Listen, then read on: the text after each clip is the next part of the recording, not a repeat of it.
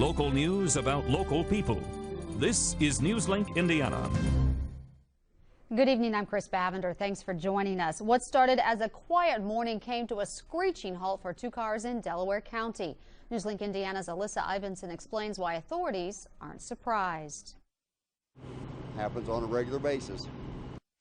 At around 9:30 Thursday morning, Lou Ball and his son were traveling south on Walnut when they pulled out in front of Kermit Baker, who was going east on State Road 28. They was assuming or thought that there was also a stop. It was a four-way stop area. It isn't, and the trucks collided. All three were taken to Ball Memorial Hospital. Anybody that survives a crash is lucky. But Hamilton Township Fire Chief Bob Wilson says the intersection is not new to crashes. Every 2 to 3 weeks there'll be some type of accident here. Of course, some are more severe than others. There's been several fatalities. I've been on a couple at this intersection. Wilson says many of the accidents at this intersection are caused by cars not stopping before trying to cross Highway 28. Ball did stop, but then took off again. People just don't seem to notice the vehicles or don't realize how fast they're traveling. 4 years ago, the Indiana Department of Transportation added turn lanes and replaced flashing lights at the intersection, but that hasn't stopped the crashes. I don't believe it's helped any. The state's actually trying to improve the intersection in that area.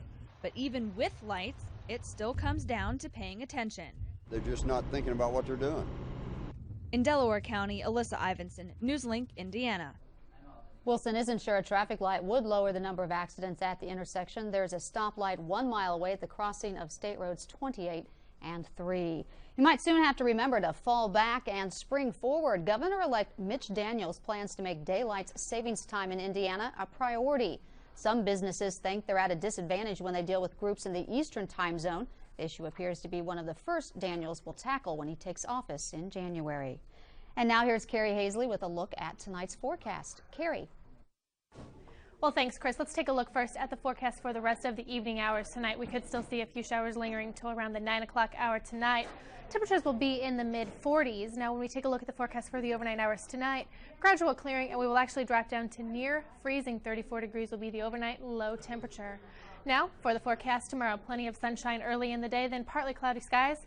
53 will be the high temperature for the day tomorrow. Chris? Thanks, Carrie. That is Newslink Indiana. Join us at 11:57 tonight for more news and get local news about local people 24 hours a day at newslinkindiana.com.